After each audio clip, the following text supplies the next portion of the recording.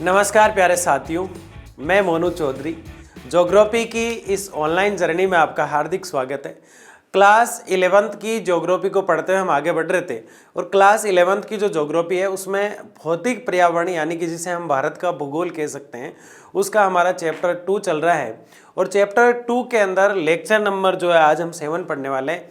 इसमें हम भारतीय भूभाग की चर्चा करते हुए पूरे भारत का अध्ययन कर रहे हैं।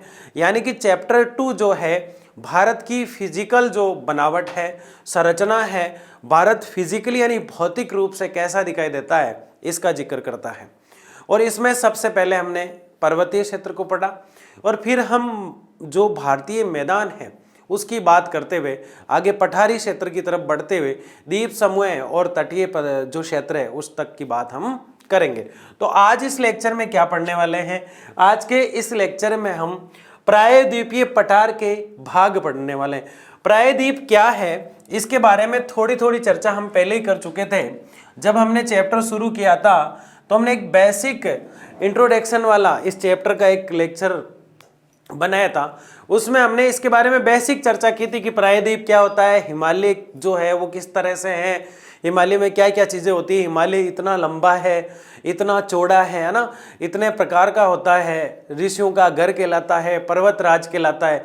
तो वो सारी बातें जो हमने की थी ना, उसके बाद हमने थोड़ी सी चर्चा प्रायद्वीपीय पे की थी। फिर भी अगर किसी को नहीं पता है तो भारत का ये वाला जो क्षेत्र होता है ये प्रायद्वीपीय क्षेत्र है।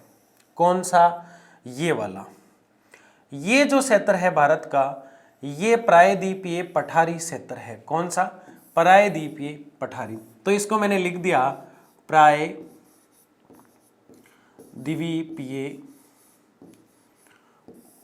पठारी क्षेत्र। ठीक है, ये प्रायद्वीपीय पठारी क्षेत्र है। इसके बाद भारत का जो ये वाला क्षेत्र था ऊपर से हमें दिखाई देता है इस प्रकार से, ये वाला क्षेत्र, ये पूरा पर्वतीय क्षेत्र था। इस प्रकार से ये पूरा पर्वतीय क्षेत्र है, पर्वतीय क्षेत्र जिसमें हमने हिमालय की बात की थी। ये जो क्षेत्र हमें दिखाई दे रहा है यहां से, जो काफी लंबा है, लगभग 3200 के आसपास हमने इसकी लंबाई पढ़ी। ये 7 सिस्टर जो फैले हुए हैं यहां तक को कवर कर लेता है। और ये जो क्षेत्र था ये हमारा मैदानी था, विशाल मैदान था भारत का। तो सबसे पहले पर्वतीय भाग आता है, फिर मैदान आता है। पर्वतीय भाग में जैसे हम हिमालय की बात कर रहे थे, यहाँ पे हिमालय पर्वतीय भाग में हम जैसे हिमालय की बात यहाँ कर रहे थे, तो जो हिमालय पर्वत है मान लिया जाए इस प्रकार से, कैलाश में इसकी K2 सबसे ऊंची चोटी है। और जो हिमालय जो है यहाँ से हिमालय के हमने डिवाइडेशन भी पढ़े, 4 क्षेत्रों में इसको बांटा जाता है, उस पर चर्चा हम नहीं करेंगे अभी। तो हिमालय का जो लास्ट हिस्सा यहाँ जो था वो था शिवालिक। शिवालिक, शिवालिक हिमालय। कौन सा हिमालय है? शिवालिक हिमालय। अब हिमालय का जो लास्ट हिस्सा ये वाला शिवालिक हिमालय जो है, इस शिवालिक हिमालय का ये जो क्षेत्र है ये इस पहाड़ का यानी इस गिरी का क्षेत्र कहलाता है नीचे का, तो इसको कहते हैं गिरिपाद। इसको क्या कहते हैं? गिरिपाद। हिमालय का जो नीचे का क्षेत्र है, जो गिरिपाद है, वो क्षेत्र इस जगह खत्म हो रहा है, इस जगह। और यहां से लेकर इस प्रकार से जो ये क्षेत्र फैला हुआ है, इस प्रकार से यूं भारत का ये क्षेत्र कवर करता है और 7 सिस्टर वाला पूरा क्षेत्र कवर करता है। ये भारत का मैदान है, भारत का मैदान। ठीक है, इसके अलावा ये जो क्षेत्र है यहां से जो इस प्रकार का वी शेप जो दिखाई देता है, ये वी शेप मैंने यहां बनाया है। और इस वी शेप की अगर हम बात करें तो ये जो क्षेत्र है ये तटीय क्षेत्र है। कौन सा क्षेत्र है? तटीय। और ये पूरा पठारी क्षेत्र है। अब द्वीप की बात करें तो ये वाला क्षेत्र द्वीप है। 5 भागों में हम बांटते हुए इसको पढ़ रहे हैं और बहुत आसानी से पढ़ रहे हैं। देखो हिमालय को भी हमने 5 भागों में बांट के पढ़ा ताकि बहुत अच्छे से क्लियर हो जाए हमें। और जो हमने भारत का मरुस्थल और मैदान जो पढ़ा कल, मैदान एक तरह से उत्तरी भारत का मैदान जो है उसको हमने पढ़ा। तो उत्तरी भारत के मैदान में हमने जो है 7-8 राज्य जो भी आते हैं उनकी बात करते हुए उसको पढ़ा। आज हम प्रायद्वीपीय पठार की बात करेंगे, ये हमारा तीसरा पार्ट है इसका। प्रायद्वीपीय पठार में हम 8 राज्यों की बात करेंगे। कितने राज्यों की बात करेंगे? 8 राज्यों की बात करेंगे। ये तो खुद ही 8 बना रही। 8 राज्य आते हैं इसमें। कितने राज्य आते हैं? 8 राज्य। प्रायद्वीपीय जो पठार है वो 8 राज्यों से मिलकर बना है। अब इसमें कई बार ऐसा भी होता है, आपको कंफ्यूजन क्रिएट कहाँ होता, क्योंकि स्टेट बहुत बड़ा होता है, राज्य बहुत बड़ा होता है, और उस राज्य की सीमा इतनी लंबी होती है कि उसका आधा क्षेत्र कभी कभी उत्तरी भारत का जो मैदान है उसमें चला जाता है, आधा पठारी क्षेत्र में आ जाता है। और उत्तरी भारत का मैदान में कई राज्य ऐसे होते हैं जो कभी कभी हिमालय को टच कर जाते हैं, लेकिन वो उत्तरी मैदान में भी आते हैं। तो दो चीजों से मिक्स करके चलते हैं। जैसे कि मैं घर के अंदर प्रवेश कर रहा हूं तो मेरा एक पैर घर के अंदर की तरफ है दहलीज पे, और दूसरा बाहर की तरफ है, तो मैं बाहर भी हूं और अंदर भी हूं, दोनों तरफ हूं। तो कुछ राज्य ऐसे होते हैं जो बाहर यानी दूसरे स्टेट को भी कवर करते हैं, दूसरे क्षेत्र को भी कवर करते हैं। जैसे एक एग्जांपल मैं आपको दूं, जैसे कि मान लो ये कोई राज्य है और यहां से कोई रेखा है, यहां पे एक पर्वत है, बहुत बड़ा पर्वत, और यहां पे कोई नदी है बहुत बड़ी, इस प्रकार से चल रही है यहां। अब ये राज्य जो है दोनों में फैला हुआ है, तो ये पर्वतीय राज्य भी और नदीय राज्य भी है, क्योंकि नदी और पर्वत इसमें दोनों मानी जाएगी। वैसे ही कोई राज्य अगर पठारी क्षेत्र में है और थोड़ा सा भी उत्तरी मैदान से टच हो रहा है तो उसका नाम दोनों में आता है। अब जैसे हम पठारी क्षेत्र की बात करेंगे तो मरुस्थल की भी बात इसमें थोड़ी सी कर लेते हैं हम। रेतीले बालू का स्तूप, टीले वगैरह, अनुप्रस्थ, अनुदैर्घ्य, इस प्रकार के टीले होते हैं जिनकी बात हम करेंगे। तो जैसलमेर राजस्थान का जो हिस्सा है उसकी भी चर्चा हम करते हैं। उस क्षेत्र को हम देखते हैं तो राजस्थान का कुछ हिस्सा हमने उत्तरी मैदान में भी देखा, मध्य प्रदेश का कुछ हिस्सा हमने उत्तरी मैदान में भी देखा, लेकिन कुछ कुछ हिस्सा हम पठारी क्षेत्र में भी देखेंगे। और ये मोस्टली देखा जाएगा कि पठारी क्षेत्र जो है उसका काफी हिस्सा जो है वो सीधा सीधा तटों से लगेगा, तो तटीय में भी माना जाएगा। तो स्टेट जो होते हैं वो एक क्षेत्र में नहीं होते हैं, 5 भागों में हमने डिवाइडेशन किया, लेकिन एक भाग में नहीं होते हैं। और ये तो पठारी क्षेत्र जो है ये पर्वतीय से मिलता जुलता है, यानी पर्वत तो बहुत बड़े होते हैं, उसके बाद पहाड़ होते हैं थोड़े से ऊंचे छोटे, और पठार एक घाटीनुमा होता है, थोड़ा सा ऊपर उठा हुआ भाग, तो ये आ जाता है, बीच में मैदान आ जाता है। मैंने आपको बताया जब मैंने प्लेटें पढ़ाई थी, मैंने कहा कि प्लेट जब टकराई यूरेशिया से, भारत नाम की जो प्लेट थी वो जैसे यूरोप और एशिया दोनों मिलके यूरेशिया थे, ये यूरेशिया इस प्रकार से था, यूरोप और एशिया। अब जैसे ही ये दोनों साथ में मिल जाते हैं इसको यूरेशिया कहा जाता था, यूरेशिया। अब यूरोप और एशिया से जैसे ही भारत नाम की प्लेट टकराई, तो जैसे ये पत्थर है वो बहुत बड़ा पत्थर है, इसे कोई छोटा सा पत्थर आके टकराएगा तो आधा वो नीचे धंस जाएगा, आधा ऊपर उड़ जाएगा, आधा समतल दिखाई देने लगेगा, आधे के चारों तरफ नीचे पानी दिखेगा, पानी वाले में द्वीप बन जाएगा, तो वो तो हमारा द्वीपीय क्षेत्र है। भारत प्लेट की हम बात कर रहे हैं, इस चट्टान से टकरा रही है, नीचे की तरफ गई और वो जो मलबा था ऊपर उठा, हिमालय जैसी पर्वत श्रृंखलाएं खड़ी हो गई। तो वैसे अरावली जो है उस चट्टान से बनने वाली सबसे बड़ी मानी जाती है। सतपुड़ा, मेकाल, ऐसे कई पर्वत बनते हैं जो आज हम देखने वाले।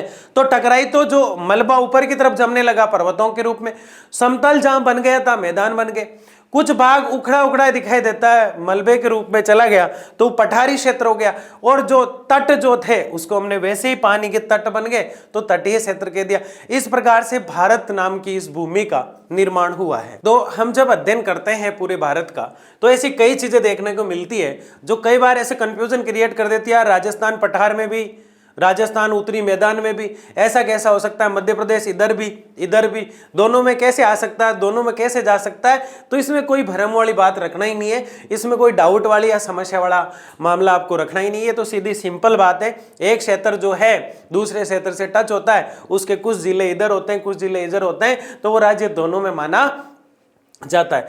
मोस्टली सबसे हार्ड जो टॉपिक था हमारा हिमालय था, और उसको हमने बहुत अच्छे से पढ़ा है, मेरे हिसाब से कोई डाउट नहीं रहना चाहिए।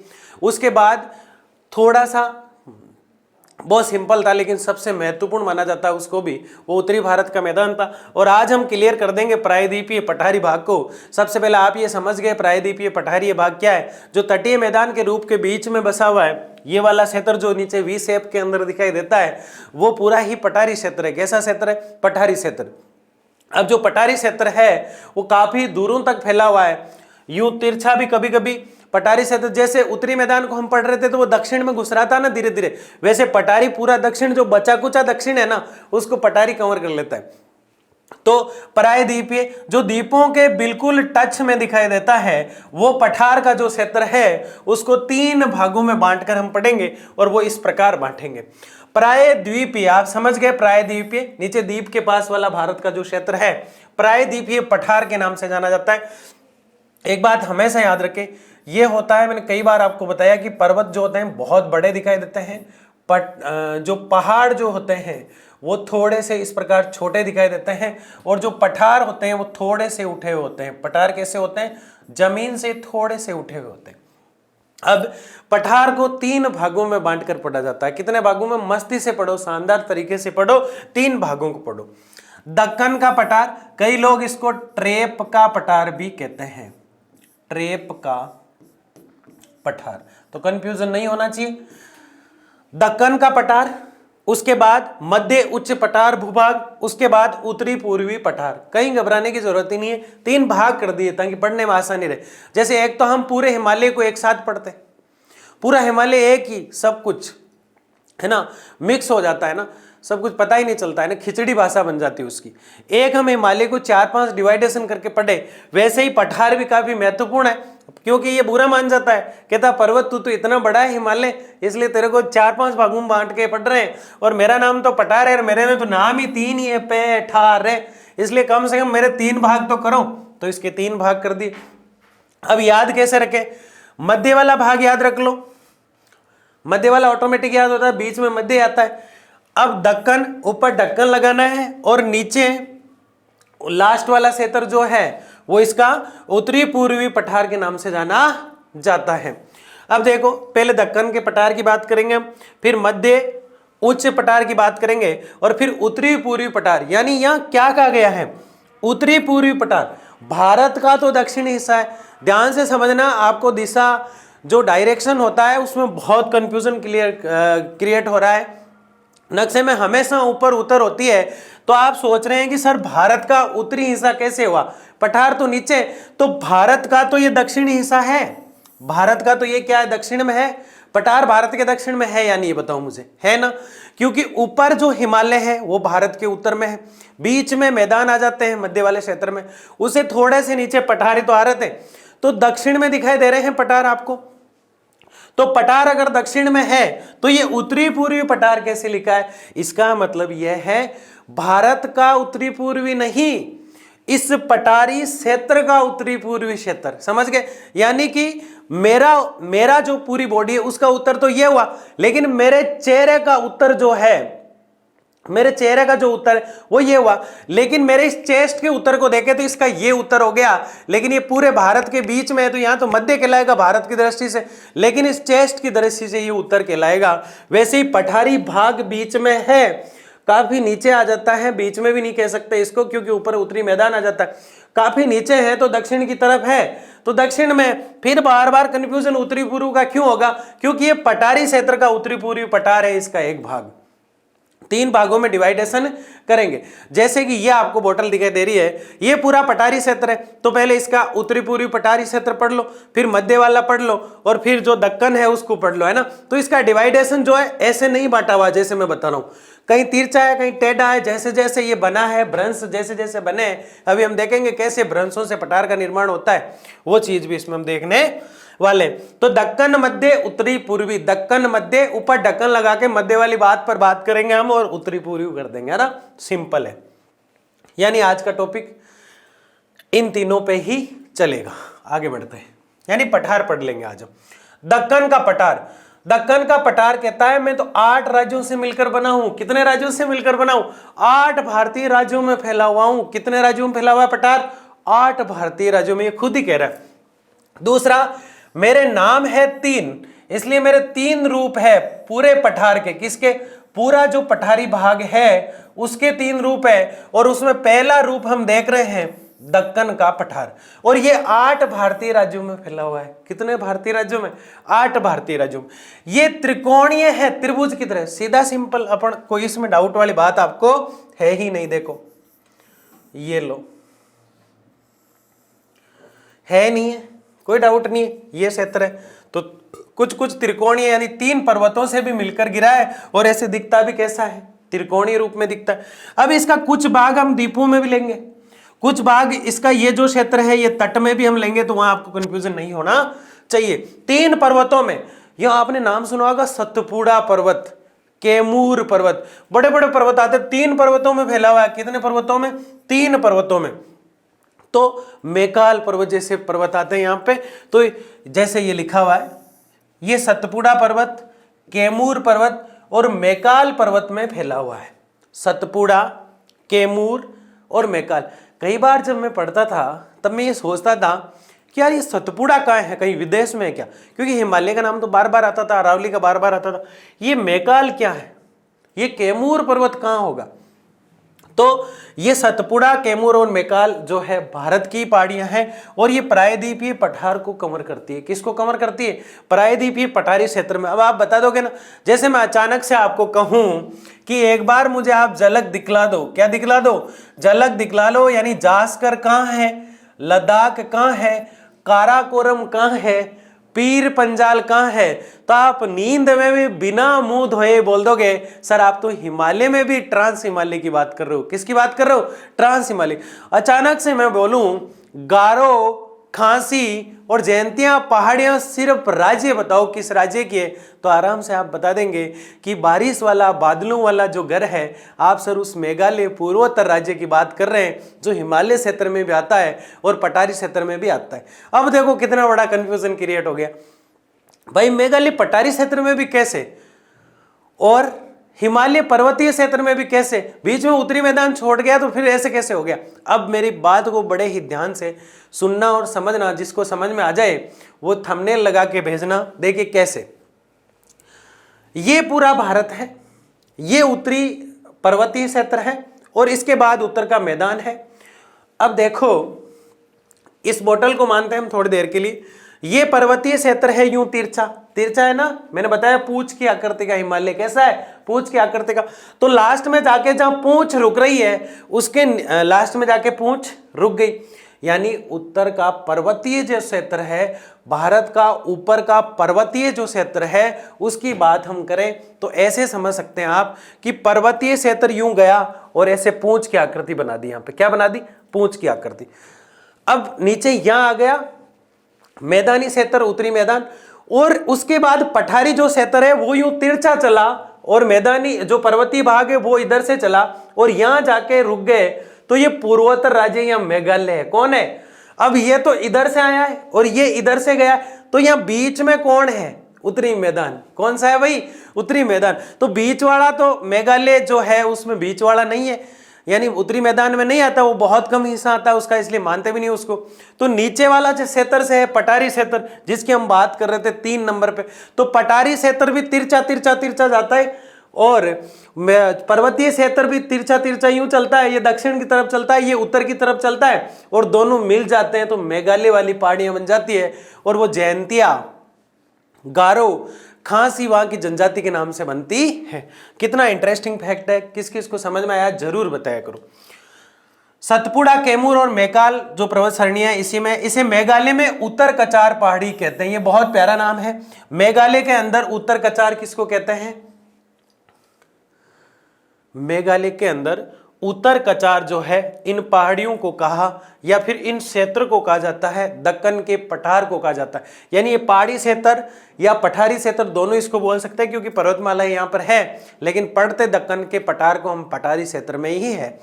तो दक्कन का जो पठार है उसको अलग अलग जगह अलग अलग नामों से और देखेंगे हम, लेकिन उत्तर कचार कहाँ कहा जाता है? मेघालय में। आज हमारा मेघालय हाईलाइट रहेगा इसमें, मेघालय, क्योंकि ये थोड़ा डिफिकल्ट भी है, इंटरेस्टिंग भी है, समझ में भी बहुत कम आता है कि यार पठारी क्षेत्र मेघालय में कैसे। मैं खुद कंफ्यूज हो गया जब क्लास 11-12 में पढ़ता था कि यार मेघालय जो है वो पठारी में कैसे, क्योंकि वहां तो पर्वतों में पढ़ते हैं, उसको तो हम हिमालय वाले में। अगर वो हिमालय क्षेत्र में भी है और पठारी क्षेत्र में भी है तो ये बताया जाता है, कई बार गुरुजी ने ये बताया कि दो जैसे उत्तरी मैदान है और पठारी क्षेत्र है, दोनों में एक राज्य हो सकता है। उत्तरी मैदान और पर्वतीय में राज्य हो सकता है, तटीय और पठारी के बीच में राज्य हो सकता है, तो दोनों में आ सकता है। लेकिन एक छलांग लगा के एक राज्य कैसे हो सकता है? यानी कि पठारी क्षेत्र वाला पर्वतीय और पठारी दोनों कैसे मिक्स हो सकता है? मेघालय क्योंकि वो पूंछ के रूप में आगे जाके मिल जाता है। तो इसको उत्तर कचार के नाम से जानते हैं मेघालय में। किसको? दक्कन के पठार को। मेघालय जो है उसकी बात हम काफी करने वाले, काफी इंपॉर्टेंट है मेघालय। और यूं बना हुआ है, उत्तर में आप देखेंगे नक्शे के अंदर तो ऐसी आकृति में बना हुआ है। इसकी राजधानी है शिलोंग। कौन सी राजधानी है? शिलोंग। मेघालय, जैसे विद्यालय विद्या का घर होता है, मेघालय, मेघ का मतलब क्या होता है? बादल, बादल का घर यानी बादलों का घर। यह भारत का सबसे बड़ा पठार है। कौन सा पठार? दक्कन का पठार। यह भी बहुत इंपॉर्टेंट चीज है। भारत के प्रायद्वीपीय पठार को 3 भागों में बांटा गया है और ये 8 राज्यों में है। कितने राज्यों में है?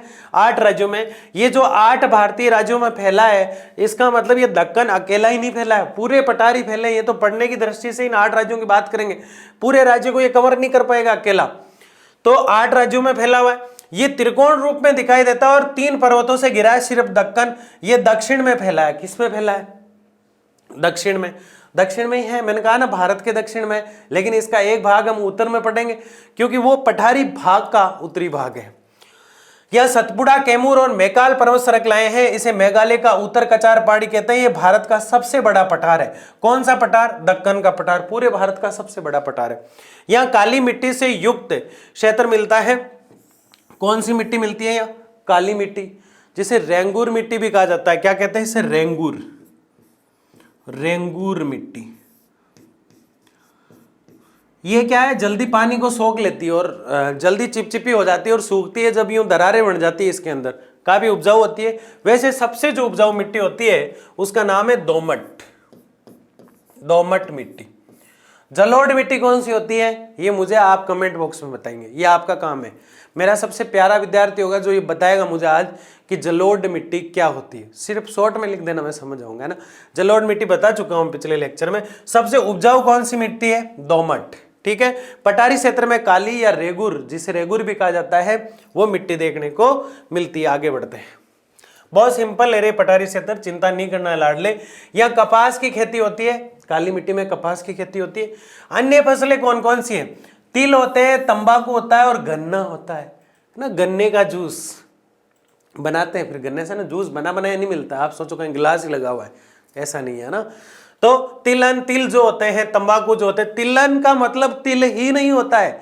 तिलन का मतलब होता है तेल देने वाली सारी फसलें। सरसों हो जाता है, मूंगफली हो जाती है, वो सारी तिलन में आती है। पहले मैं भी सोचता था तिलन का मतलब तिल वाला तेल होता है। इसका मतलब ये नहीं होता है, इसे तेल देने वाली सारी फसलें आ जाती हैं। इसे महाराष्ट्र में, बताओ उत्तरी कचार कह रहे थे ना दक्कन को, लेकिन इसी दक्कन के पठार को महाराष्ट्र में सह्याद्री कहते हैं। तमिलनाडु और कर्नाटक में इसे नीलगिरी के नाम से जाना जाता है। ये बहुत महत्वपूर्ण है। पहले ऐसा लगता था कई बार कि अलग अलग है, लेकिन ये दक्कन के पठार का ही नाम है नीलगिरी। और केरल में अनामलाई कहते हैं, और अनामलाई गुड़ी कुड़ी कर देंगे इसको तो ये ऊंची चोटी हो जाएगी सबसे पठारी क्षेत्र की। ठीक है, इसकी बात भी हम यहाँ कर रहे हैं। तो अनामलाई केरल में इसको क्या कहते हैं? पठारी क्षेत्र को। हम पठारी क्षेत्र की बात कर रहे हैं और पठारी क्षेत्र में हम दक्कन की बात कर रहे हैं। किसकी बात कर रहे हैं? दक्कन की। और दक्कन जो क्षेत्र है, उस दक्कन क्षेत्र को उत्तर कचार के नाम से भी जाना जाता है, लेकिन यहाँ के लोग नीलगिरी के नाम से जानते हैं, तमिलनाडु और कर्नाटक वाले, और केरल वाले अनामलाई के नाम से जानते हैं। पश्चिम घाट ऊंचे हैं, इसके पश्चिम के जो घाट हैं वो ऊंचे दिखाई देते हैं इस तरफ के। अब मैं आपको नक्शे में उल्टा दिखाई दे रहा है, मतलब कैमरे में आपको दिशा उल्टी दिखाई दे रही है। मैं ऐसे बता रहा हूँ, आप किधर बैठ के देख रहे हैं तो ये समायोजन नहीं बैठ पाता, इसलिए आप हमेशा याद रखें ऊपर में उत्तर और नीचे दक्षिण, बाकी नक्शा बिठाना है माइंड में। तो पश्चिम घाट ऊंचे हैं और पूर्वी छोटे हैं। प्रायद्वीपीय पठार की सबसे ऊंची चोटी अनाई मुड़ी है, याद रख लेना, 2695। अब बताओ भारत की सबसे ऊंची चोटी K2 कौन सी है भाई? काराकोरम में। किस में? ये काराकोरम या काराकोरम। भारत की सबसे ऊंची चोटी है K2 और इसकी हाइट कितनी थी? हमने पढ़ी थी 8611, 8611। बताओ किलोमीटर है या मीटर है? मीटर। ठीक है, तो फिर 8848 किसकी थी? 8848, कई जगह 50 लिखा हुआ है, मीटर। यह हिमालय की सबसे ऊंची चोटी है, बहुत बड़ी है। इसका नाम है माउंट एवरेस्ट या सागर माता। Mount Everest. ये चीजें तो हमें आ रही थी, ये भारत की है K2। अब बड़ी चीज ये है कि ये कौन सी चोटी आ गई फिर, तो ये पठारी क्षेत्र जो हम पढ़ रहे हैं उसकी अपनी खुद की चोटी है ये, और इसकी हाइट है 2695 मीटर।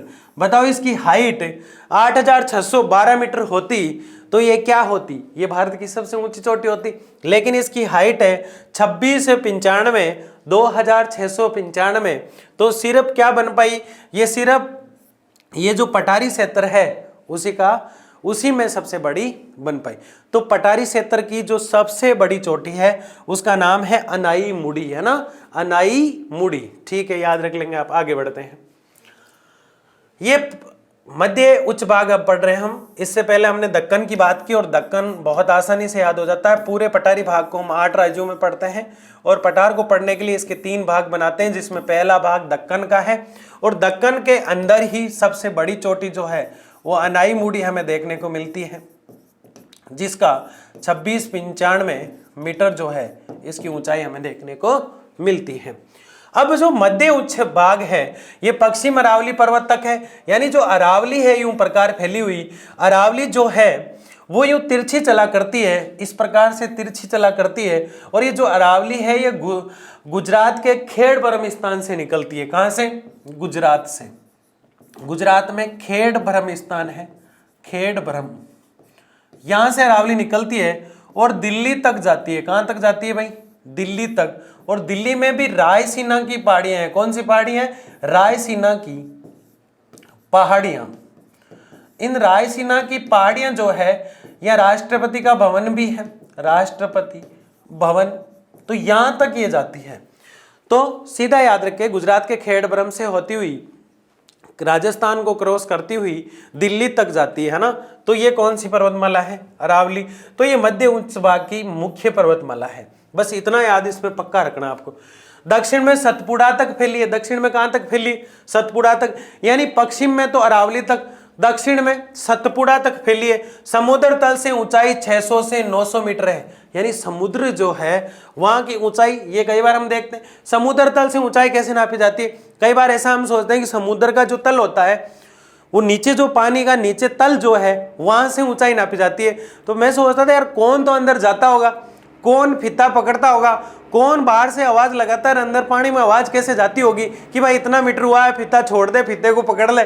तो ये पता कैसे चलता है। फिर बाद में पता चला कि समुद्र तल की ऊंचाई में, समुद्र तल तो वो तल है जहां पानी और हवा दोनों मिलते हैं, और जहां डब की आवाज आती है, एक प्रकार से ऐसे याद रखना है, जहां डब की आवाज आती है पानी में हम कूदते हैं, या फिर पानी और हवा जहां मिल रहे हैं, जहां से पानी हमें दिखाई देता है धरती के ऊपर, वही तो समुद्र तल है। अब धरती में छोटा सा तालाब बना, वो समुद्र तल नहीं है, समुद्र वाला समुद्र तल है। ठीक है ना, ये याद रखें आप। ये अवशिष्ट पर्वतों का उदाहरण है। अरावली जो है अवशिष्ट है, सतपुड़ा भी अवशिष्ट है। अब आप सोचेंगे यार अवशिष्ट क्या है, अवशिष्ट, अवशिष्ट का मतलब होता है कई बार कोई पर्वत श्रृंखला इस प्रकार से है और वो धीरे धीरे कटने लग जाती है, और उसके जो कण होते हैं, उसके जो कंकड़ होते हैं वो घिस घिस कर जाने लग जाते हैं, और वो धीरे धीरे छोटी होने लगती है। अरावली ऐसी ही पर्वतमाला है, बहुत पुरानी है लेकिन अवशिष्ट पर्वतमाला है। सतपुड़ा भी कुछ ऐसा हो गया। तो ये अरावली और सतपुड़ा जो है मध्य उच्च भाग में आती है, और ये दोनों अवशिष्ट जैसी है, और ये अवशिष्ट पर्वतों के कई उदाहरण देखने को मिलते हैं। ये तो बात कर रहा है पर्वतीय क्षेत्र में भी पठार फैला हुआ है, कहां, सतपुड़ा तक और अरावली तक। अब बड़ी बात करेगा मिट्टी की तरफ, किसकी तरफ, रेत, मिट्टी, मरु यानी मरुस्थल की बात करेगा। देखिए कैसे प्रायद्वीपीय पठार जैसलमेर तक फैला है। ये राजस्थान का क्षेत्र है। कहां का क्षेत्र है, राजस्थान का, है ना। यहाँ मतलब एक सम क्षेत्र पड़ता है जैसलमेर में, सम क्षेत्र। वह वनस्पति बिल्कुल नहीं है, लावण के लागी वो भरबूटियो है ना, भरबूटिया भी देखने को नहीं मिलता, यानी कोई वनस्पति बिल्कुल भी देखने को नहीं मिलती है सम क्षेत्र में। तो जैसलमेर के टीलों तक पठारी क्षेत्र देखने को मिलता है। जैसलमेर में ये अनुधैर्य यानी समांतर चलते रहते हैं, चाप की आकृति में भी कटते रहते हैं। अनुधैर्य और चापाकार दोनों तरह के टिब्बे देखने को मिलते हैं। ये क्या है, जैसलमेर में बालू हवाएं चलती हैं, बालू मिट्टी जो होती है, बालू मिट्टी होती है और ये हवा से आती है और एक टीला बना लेती है। ये टीला कभी ऐसा बन जाता है, कभी ऐसा दिखाई देता है, कभी यूं गुफानुमा दिखाई देता है। तो अलग अलग इसके नाम होते हैं। तो चाप की आकृति का तो चापाकार और सीधा बना हुआ तो अनुदैर्ध्य है। ठीक है, यहां कायंत्रित अवशेष है नाइस और संगमरमर भी देखने को मिलते हैं। जैसलमेर से थोड़े जो है पूर्व की तरफ देखने को मिलते हैं, लेकिन ये चीजें यहां देखने को मिलती है संगमरमर। कायंत्रित अवशेष का मतलब आप समझते हैं, उस किताब में हमने पढ़ा था कायंत्रित चट्टान यानी सबसे पहली चट्टान होती है आग्नेय, जिसे हम इग्नियस के नाम से जानते थे, और फिर बनती है सैंडीमेटस जिसे हम अवसादी कहते थे। कायंत्रित उन दोनों से मिलकर बनती है, यानी कि ज्वालामुखी जब हम पढ़ते हैं, आपने पिछले लेक्चर अगर देखे हैं तो पृथ्वी के अंदर से जो है मैग्मा बाहर आता है, यानी तरल गर्म पदार्थ जो होता है वो मैग्मा कहलाता है। पृथ्वी के अंदर से बाहर आता है छेद करके, और जो छेद होता है उसको हम छिद्र कहते हैं। थोड़ा सा बड़ा हुआ तो काल्डेरा के रूप में उसको सबसे हाई लेवल जो उसका रूप माना जाता था वो काल्डेरा था। काल्डेरा के रूप में वो बाहर आता है। मैग्मा जब बाहर आया, ठंडा हुआ तो लावा बन गया, और वो लावा जो कंकड़ों के रूप में बिखरा था, और लावा के जो अवशिष्ट पदार्थ थे उनसे जो है अवसादी बनेगी। लेकिन आग के ठंडे होने से जो बनी वो आग्नेय चट्टानें बनी।